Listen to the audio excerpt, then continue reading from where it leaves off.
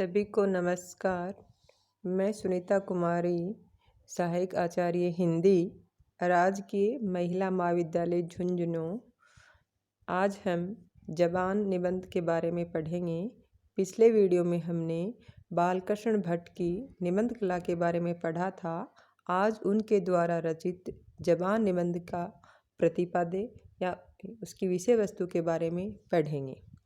आधुनिक हिंदी साहित्य में निबंध विधा के प्रवर्तक माने जाने वाले श्रेष्ठ निबंधकार बालकृष्ण भट्ट जी ने जबान नामक निबंध लिखा, जो उनके उत्कृष्ट ललित निबंधों की श्रेणी में रखा जाता है। ये निबंध आज भी उतना ही प्रासंगिक, नीतिपरक और संदेशपरक है जितना ये भारतेंदु युग में था। आज आधुनिक उपभोक्तावादी दौर में मानव जीवन संघर्षों, द्वेष, क्लेश, स्वार्थ, लालच, धोखा, शोषण आदि से भरा है। ऐसे में मानव की जीवा उसके लिए कितनी उपयोगी और कितनी हितकारी हो सकती है, मतलब ये उद्देश्य बताना लेखक चाहता है। लेखक कह रहा है कि जबान पर संयम रख करके कैसे वह इन विपरीत परिस्थितियों को भी अपने अनुकूल बना सकता है, इसकी शिक्षा हमें इस निबंध से मिलती है। लेखक का मुख्य उद्देश्य यही है कि व्यक्ति को हमेशा अपनी जबान पर संयम रखना चाहिए। अगर व्यक्ति अपनी जबान पर संयम रखेगा तो विपरीत परिस्थितियों को भी अपने अनुकूल बना लेगा। ये बताना चाहते हैं बालकृष्ण जी भट्ट इस निबंध में। भट्ट जी ने इस निबंध के माध्यम से मानव शरीर के समस्त कर्मेंद्रियां जैसे नाक, कान, आँख, त्वचा में से जीभा नामक इंद्रिय के महत्व और विशेषता को अत्यंत सूक्ष्म दृष्टि से विश्लेषित करते हुए उसे इन सभी में उत्कृष्ट एवं उभयनिष्ठ सिद्ध कर अपने ज्ञान की प्रौढ़ता एवं व्यापकता की उत्कृष्ट अभिव्यक्ति की है। यानी जितनी भी मानव इंद्रियां हैं उनमें से जीभ को उन्होंने सर्वश्रेष्ठ माना है।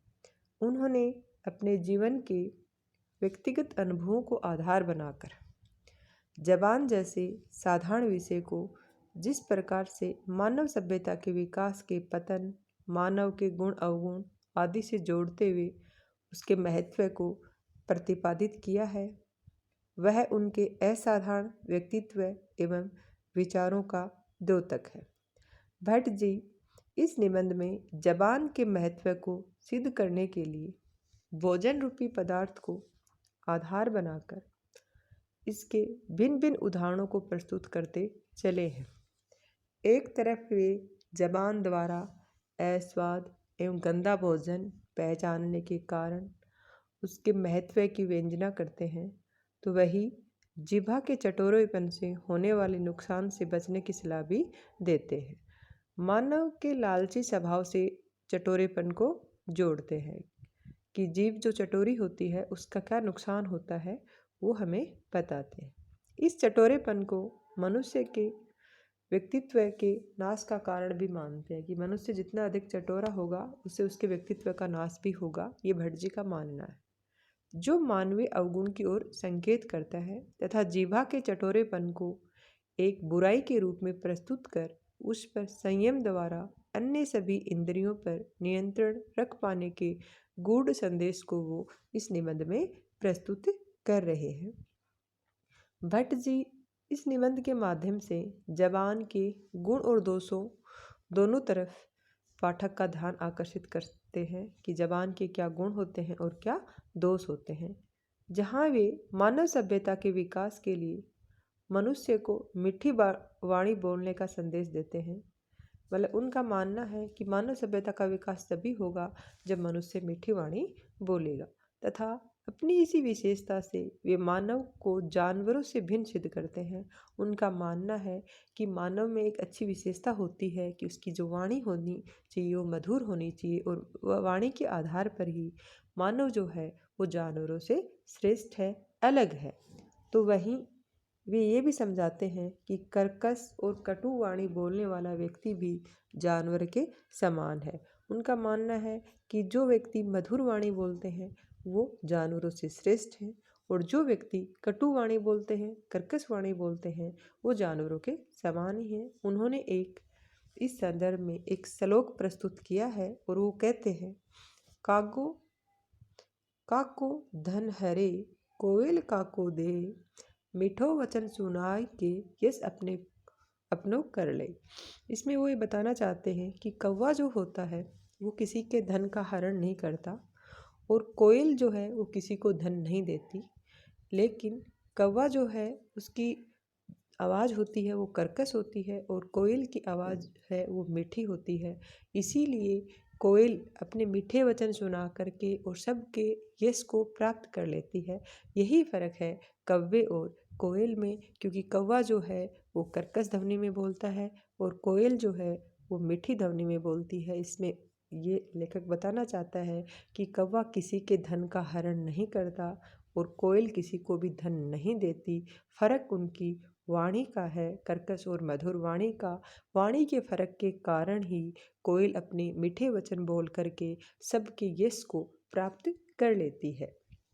यही व्यक्ति को भी अपने आप पे लागू करना चाहिए। उसको भी हमेशा मधुर वाणी में ही बात करनी चाहिए, न कि कर्कश वाणी में। यहाँ लेखक जबान को मानव सभ्यता की पहचान का एक विशिष्ट कारक सिद्ध करते हुए उसके उचित अनुचित उपयोग को मानवता के गुणों से जोड़ते दिखाई पड़ते हैं। लेखक जीवा का धर्म से संबंध स्थापित करते हुए धर्मनिष्ठों एवं संतों को अपनी जीभा पर संयम व नियंत्रण रखने का उपदेश देते हुए कहते हैं कि जीभा पर बिना कोड़ा रखे धर्मनिष्ठों को धर्म धुरंधर बनने का दावा करना हमेशा व्यर्थ है।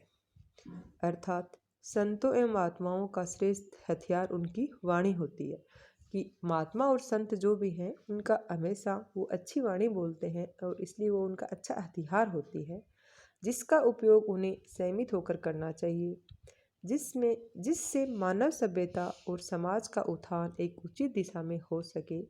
अन्यथा उनकी वाणी समाज और धर्म के क्षेत्र में अव्यवस्था तथा विसंगति की उपज का कारण भी बन सकता है। वहीं दूसरी तरफ लेखक ऐसे लोगों को अपनी जबान पर लगाम लगाने को कहते हैं जो बड़बोले या गप्पी और वाचाल होते हैं। लेखक यही मानते हैं कि जो लोग बहुत ज़्यादा बोलते हैं यानी गप्पी होते हैं, बड़बोले होते हैं, वाचाल होते हैं, उनको हमेशा अपनी जबान पे लगाम लगा करके रखना चाहिए। इनके अनुसार वाचालता या बड़बोलापन मानव जीवन के लिए बहुत बड़ा अवगुण है। जिन व्यक्तियों में ये बड़बोलापन और वाचालता पाई जाती है वो उनका अवगुण है। ऐसे लोग अक्सर अपनी वाचालता के कारण बने बनाए काम को बिगाड़ देते हैं और बाद में वो पछतावा दिखाते हैं, जिसका कोई लाभ न होता है। ऐसे लोगों में भट्ट जी ने स्त्रियों को पर्याय के रूप में इंगित करते हुए कहते हैं कि स्त्रियों को भट्ट जी बड़बोलापन और वाचालता का प्रतीक मानते हैं। वो कहते हैं कि स्त्रियों में बहुधा होती है कि वो 24 घंटे में कम से कम 6 घंटे जब तक लड़ न लेंगी उन्हें अन्न पचेगा। तो स्त्रियों को वाचालता और बड़बोलेपन का पर्याय भट्ट जी ने माना है।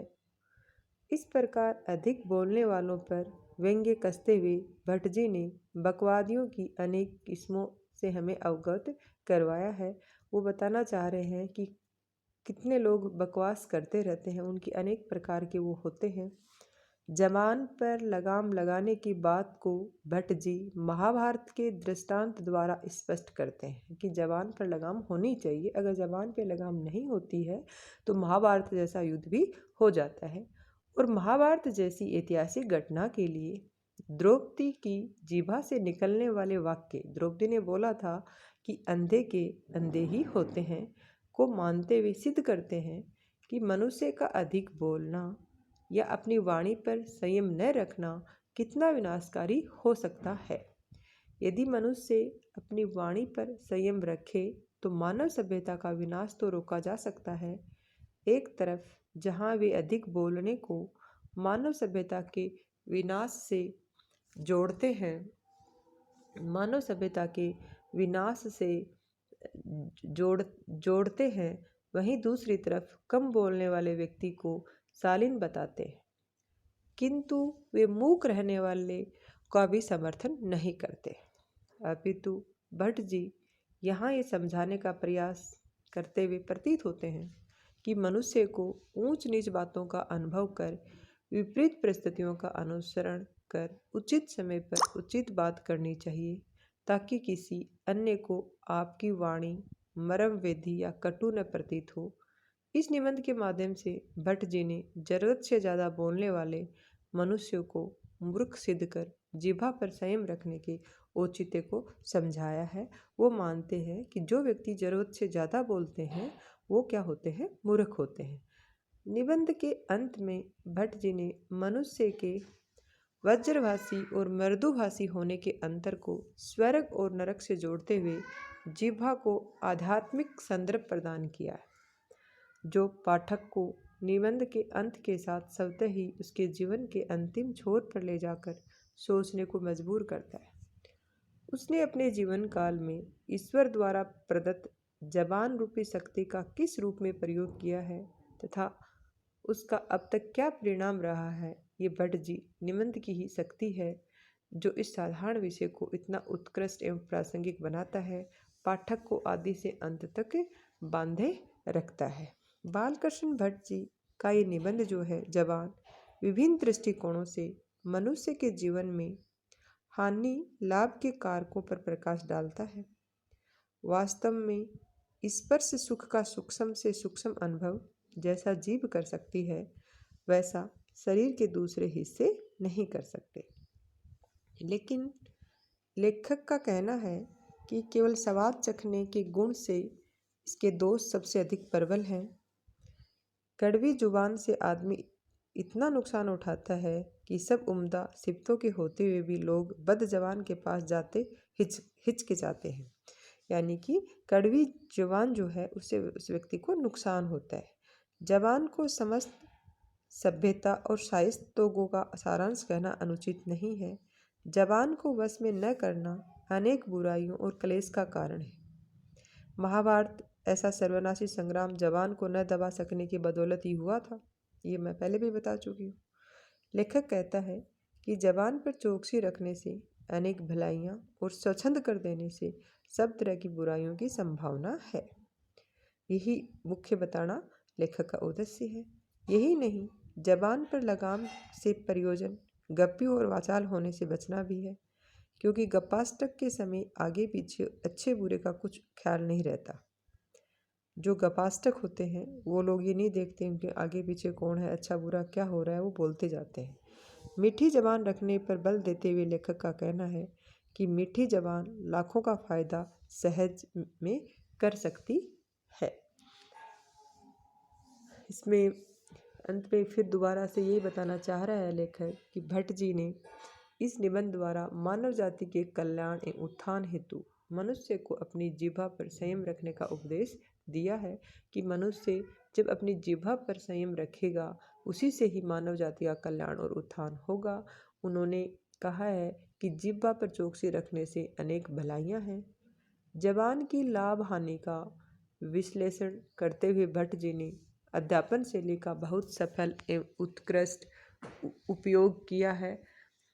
इसके अतिरिक्त उपदेश, व्यंग्य, विश्लेषण, वर्णन, दृष्टांत आदि शैली का सशक्त एवं प्रौढ़तापूर्ण उपयोग इस निबंध की रोचकता को बढ़ाने में सहायक रहा है तथा इसकी भाषा अत्यंत ही उदारता लिए हुए है, जिसमें अरबी, फारसी मिश्रित उर्दू, अंग्रेजी, संस्कृत, हिंदी आदि के शब्दों के साथ साथ संस्कृत के लंबे लंबे श्लोकों ने निबंध को अत्यंत विशिष्टता प्रदान की है। यानी कि यहाँ बालकृष्ण भट्ट ने इस निबंध में संस्कृत के श्लोकों का भी प्रयोग किया है तथा वाक्य संरचना में पूर्वीपन का आभास प्रतीत होता है, जो निबंध की भाषा शैली को सजीव, सरल और सुबोध बनाता है। इसके अतिरिक्त उसने इस निबंध में मुहावरों एवं कहावतों में भी अपने भावों को पूर्ण अभिव्यक्ति में सहायक होते हुए शैली को व्यंग्यात्मकता प्रदान की है। यदि समग्रता से मैं इस निबंध को देखें तो इसकी भाषा भावानुकूल विचारों की पूर्ण अभिव्यक्ति में सफल रही है। ललित निबंध की रोचकता विद्यमान होते हुए भी इसमें विचारों की सूक्ष्म अति सूक्ष्म अभिव्यक्ति हुई है। इस निबंध का अध्ययन करते हुए यहाँ रहीम वह दोहा भी स्मरण हो आता है। रहीम जी ने एक दोहा लिखा था, वो इस निबंध को पढ़ते हुए याद आ जाता है, जिसमें मानव कल्याण का रहीम जी संदेश देते हैं। और उन्होंने उस दोहे में लिखा था, वाणी ऐसी बोलिए मन का आपा खोय, औरन को शीतल करें आपहु शीतल होय। ये संदेश रहीम जी ने दिया था। तो इस निबंध को पढ़ते हुए रहीम जी का ये संदेश जो है वो हमें याद आ जाता है। तो अंत में मैं यही कहना चाहूँगी कि व्यक्ति को हमेशा अपनी ज़बान पर नियंत्रण रखना चाहिए। अगर व्यक्ति इस मानव जाति का कल्याण और उत्थान चाहता है तो अपनी जीभ पर वो हमेशा क्या रखे, संयम रखे। और उसकी पुष्टि के लिए उसने एक वाक्य बालकृष्ण जी भट्ट ने लिखा है, जीभ पर चौकसी रखने से ही अनेक भलाइयाँ हैं।